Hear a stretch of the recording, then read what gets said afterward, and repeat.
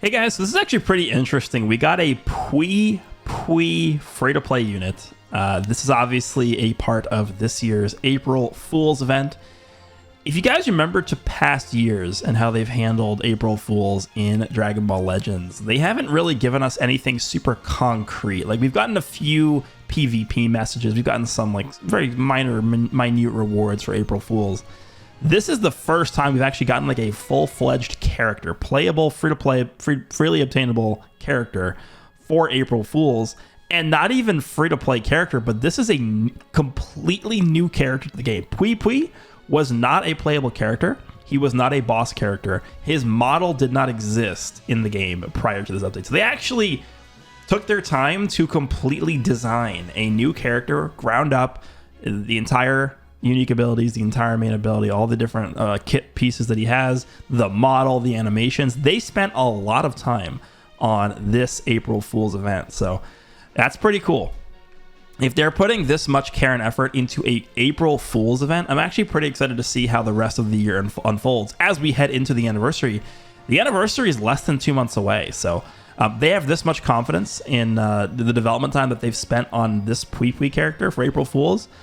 The anniversary better be good, because this could have been time they spent on the anniversary. So we'll see how this pans out moving forward. But I am very happy that they actually give us a full character. Now, obviously, Pui Pui is not the most popular character of all time. However, I do want to take a look at what he does here. So my Pui Pui is Red 3, aka 10 stars. I used him just to, obviously in the story event, you have to use him to star him up. So that's what I did. However, I did not look at his abilities, so I actually don't know what he does other than like the things that I was able to grasp while using him.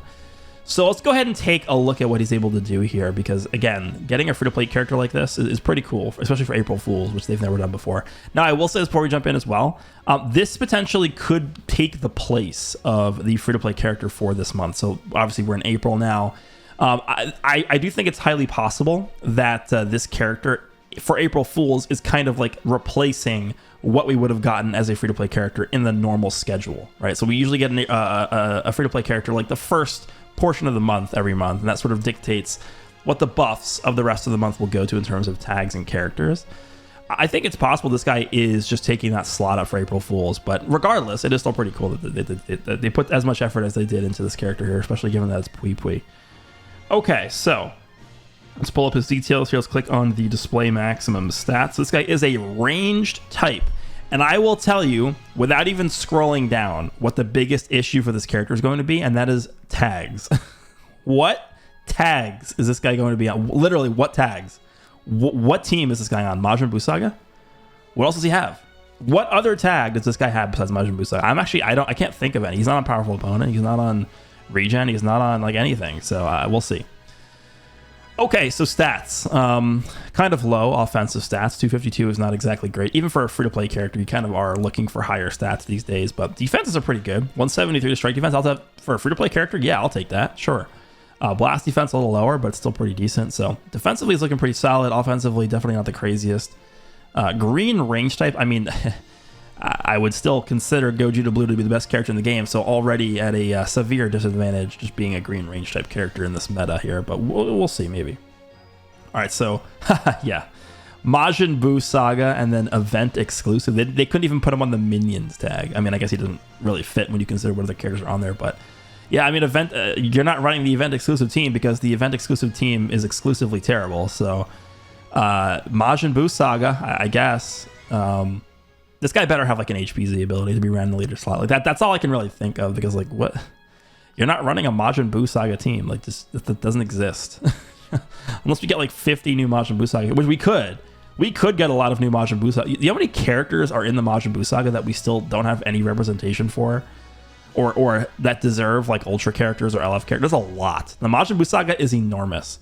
So we still can get a lot of characters from that, but as of right now, the Majin Buu Saga team, if you look at it, it's just not good.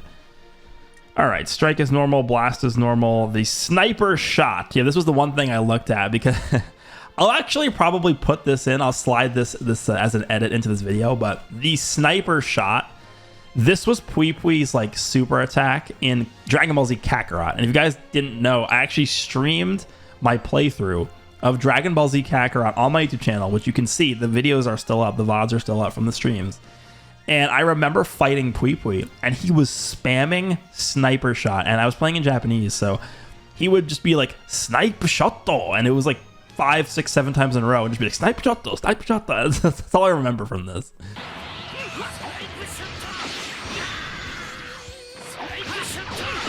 You want to stop spamming that? That's all he does.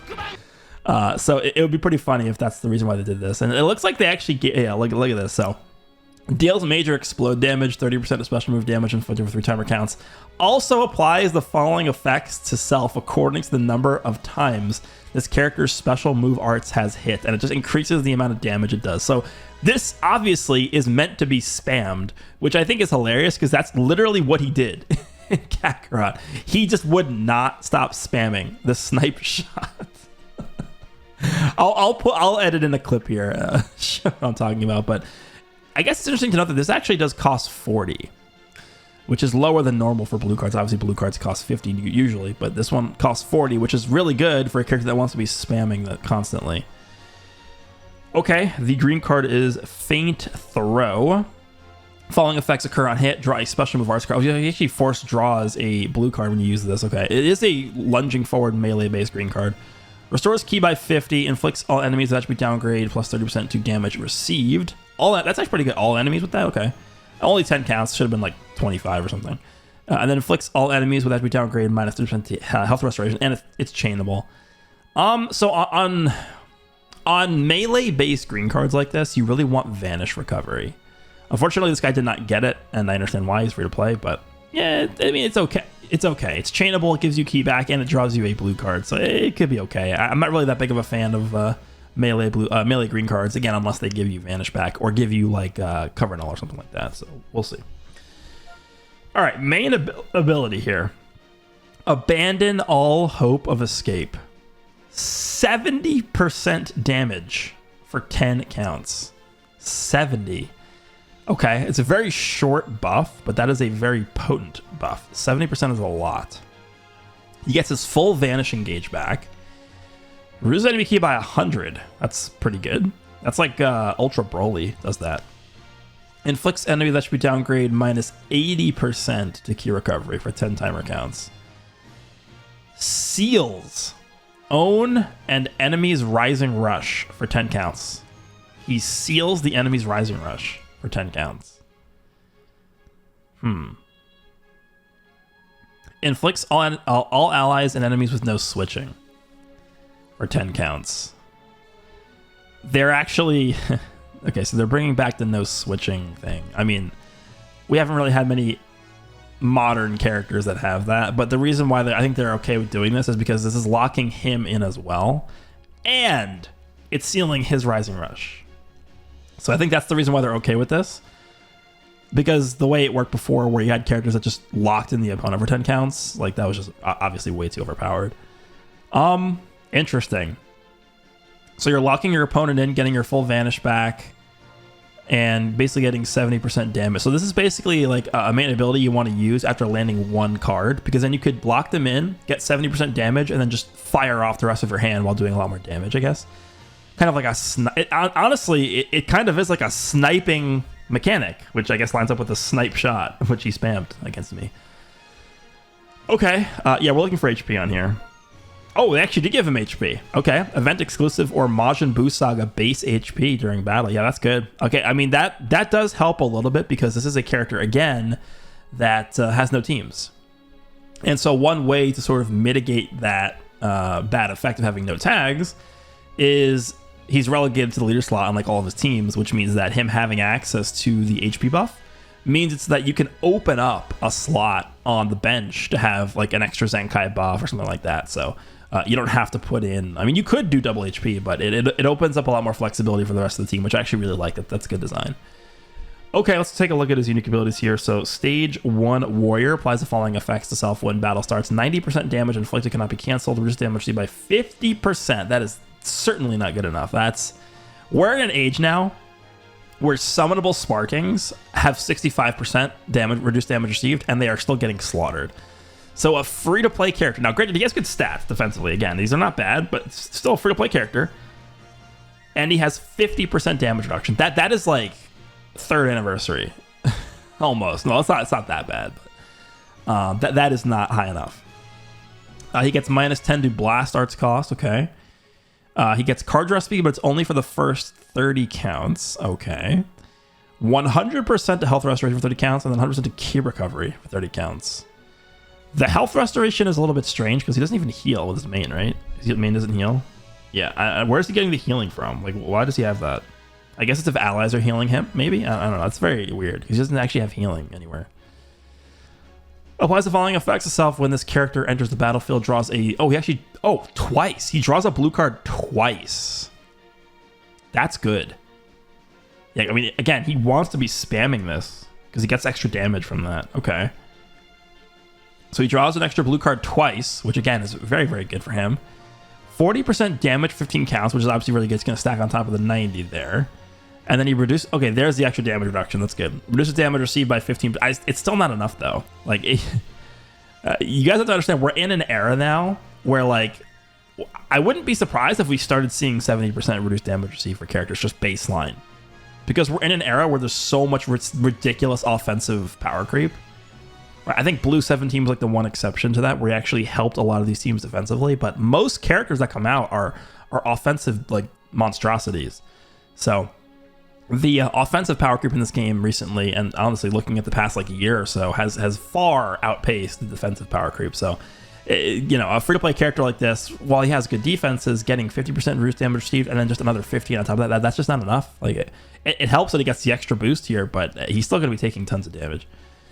Following effects occur when this character is... he has death buffs. That's good because a lot of these buffs here are timed. So like the card draw speed's only for 30 counts, and then so is the health restoration, so is the key recovery. So I guess it's kind of similar to the yellow free-to-play Trunks, where they want you to use up his main purpose and then just let him die, and he buffs the team. That's cool. Oh no, he this is where they messed up. No. 25% damage inflicted by allied tag event exclusives or Majin Buu Saga? Reducing enemy key by 50 is okay, but why? Oh, why?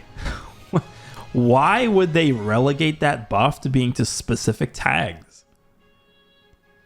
Are you guys looking forward to running this character on your event exclusive team? Or how about your Majin Buu Saga? Who are you running with this character on Majin Buu Saga? Like, yeah, Ultra Super Vegeta is still good, but like Zenkai Majin Vegeta, you're not running him. Who else? Well, who else even exists? The Yellow Angel Vegeta, like who are you running? We need new Majin Buu Saga characters. Maybe this character can find a home, but this is a leader slot character right now.